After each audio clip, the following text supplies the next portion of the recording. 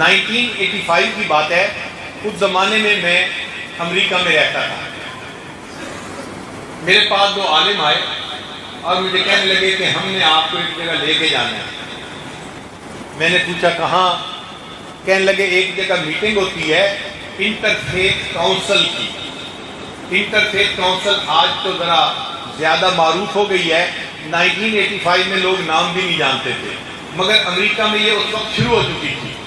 اس میں کیا کہ مختلف مذاہب کے لوگ ایک جگہ پر میٹنگ کرتے ہیں اور آپس میں مذہب سے متعلق وہ باتیں کرتے ہیں تاکہ آپس کے اندر ایک دوسرے کے ساتھ رواداری کا سلسلہ رہے اور ایک دوسرے کے درمیان فاصلے نفرتیں ختم ہو جائیں.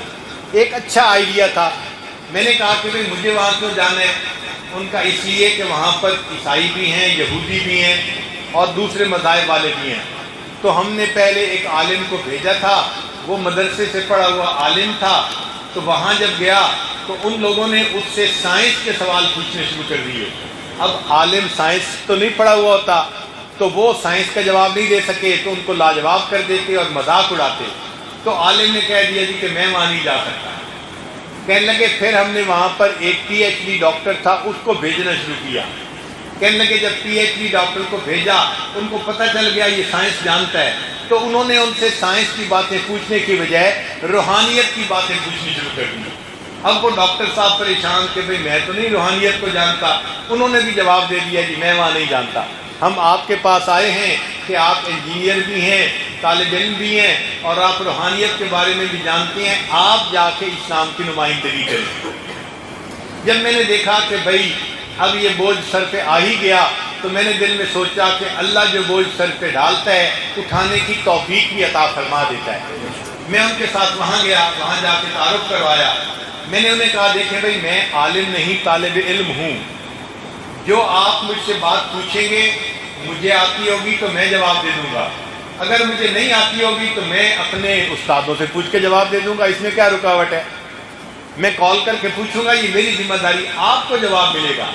وہ کہنے لگے بہت اچھا. خیر میں نے وہاں جانا شروع کیا.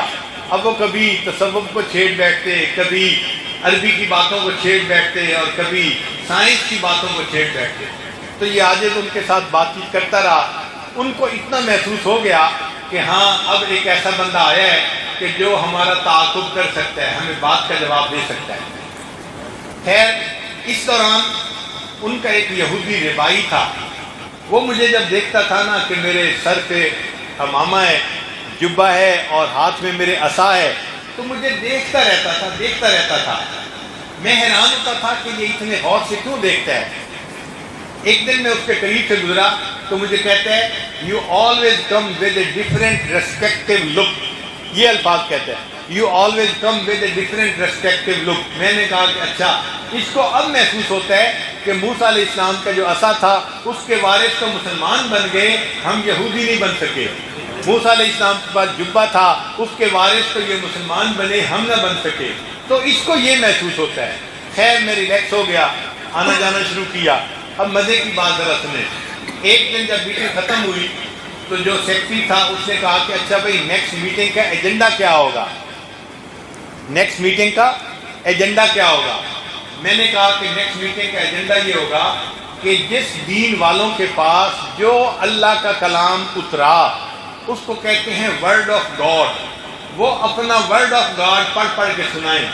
ہم تورات بھی سنیں گے، انجیل بھی سنیں گے اور قرآن بھی ہم سنائیں گے، تو ہم اللہ کا کلام سننا چاہتے ہیں. اس نے کہا very bright idea, beautiful idea. اس نے ایجنڈا لکھ دیا کہ جی اگلی میٹنگ میں یہ ہوگا. اب اللہ کی شان دیکھیں، جب اگلی میٹنگ میں گئے تو اس نے جاتے ہی میرا نام لیا، احمد. میں نے ان کو اپنا نام احمد بتایا تھا کہ یہ غیر مسلم ہے، چلو میرے آقا کا نام ہی ان کی زبان سے نکلے گا اور اس کی برکت سے ہی ان کے دلوں پہ کچھ اثر ہوگا. مجھے کہنے لگے مسٹر احمد آپ نے یہ تجویز دی تھی، اب آپ ہی پڑھ کے سنائیں. زبان میں کہتے ہیں جو بولے وہی کنڈی کھولے، تو میرے ہی ذمہ پڑ گیا. اچھا میں اپنے ذہن میں سورہ فاتحہ کو تیار کر کے لے کے گیا تھا. کیوں سورہ فاتحہ کو تیار کیا؟ حدیث مبارکہ میں ہے اللہ تعالیٰ نے جو پہلی آسمانی کتابوں میں نازل کیا اس کو اللہ نے قرآن مجید میں سب کچھ نازل فرما دیا، اور اللہ نے جو قرآن مجید میں نازل کیا وہ سارا کچھ اللہ نے سورہ بقرہ میں نازل فرما دیا، اور جو سورہ بقرہ میں نازل کیا اللہ نے اس کو سورہ فاتحہ کے اندر نازل کیا۔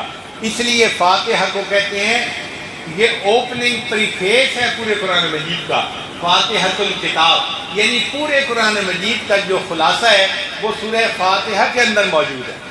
تو میں نے کہا کہ میں ان کو وہ سورت سناؤں جو پورے قرآن مجید کا خلاصہ ہو جائے۔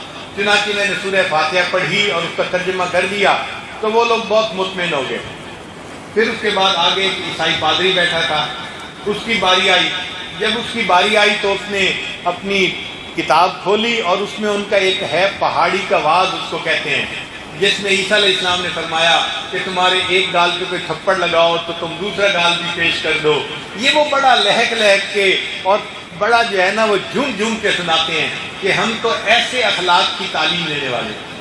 خیر اس نے جب وہ پڑھنا شروع کیا تو میں نے ہاتھ کھڑا کیا، میں نے وہ سیکٹری کو کہا کہ جی میں آپ سے ایک بات شیئر کرنا چاہتا ہوں۔ اس نے کہا کیا؟ میں نے کہا ایجنڈا تو یہ تھا کہ جس دین والوں کے پاس جو ورڈ آف گاڈ ہے وہ سنائے گا، تو میرا کویسچن یہ ہے کیا ان کے پاس انجیل انگریزی زبان میں آئی تھی؟ اب جب میں نے یہ کویسچن کیا کہ انگریزی زبان میں تو نہیں تھی، اب وہ سمجھ گیا کہ اصل تو اللہ کا کلام عبرانی زبان میں اترا تھا، اور آج عبرانی زبان تو دنیا میں ہے ہی نہیں، اور وہ تو ٹرانسلیشن پڑھ رہا تھا، تو ٹرانسلیشن کو تو ورڈ آف گاڈ بھی نہ کہہ سکتے۔ اب وہ پھنس گیا۔ اب وہ پادری میرا منہ دیکھ رہا ہے کہ اس نے کیسا پوائنٹ اٹھا دیا۔ اچھا 1 منٹ وہ خاموش دیکھتا رہا اور خاموشی رہی۔ پھر اس کے آگے ایک ربائی بیٹھا تھا، وہ بہت تیز بندہ تھا، بہت سمجھدار عقل مند بندہ تھا۔ اب اس کو بھی پتا تھا کہ جب میں پڑھوں گا اور میرے پاس بھی انگریزی کے نوٹس ہیں تو یہ کہے گا کہ تورات تو ہیبرو زبان میں آئی اور ہیبرو زبان تو آج ہے نہیں، تو میں کیا بتاؤں گا؟ تو وہ مجھے کہتا ہے mister Ahmed let me tell you one thing loud and clear, mister Ahmed let me tell you one thing loud and clear, کہ اس وقت دنیا میں جتنے ادیان ہیں کسی کے پاس ورڈ آف گاڈ موجود نہیں ہے، صرف ٹرانسلیشنز ہیں جو ہم پڑھتے ہیں اور اس پر عمل کرتے ہیں۔ صرف مسلمان ہیں جن کے پاس اصل کتاب آج بھی محفوظ حالت میں موجود ہے۔ جب اس نے یہ کہا میں نے کہا الحمدللہ انا نحن نزلنا الذکر وانا لہ لحافظون، بے شک اس قرآن مجید کو ہم نے نازل کیا اور اس کی حفاظت کے بھی ہم ہی ذمہ دار ہیں۔ ویڈیو کے نیچے سبسکرائب کے بٹن پہ کلک کریں، بیل کے آئیکن پہ کلک کیجئے تاکہ ہر نئی ویڈیو کی نوٹیفیکیشن آپ کو مل جائے۔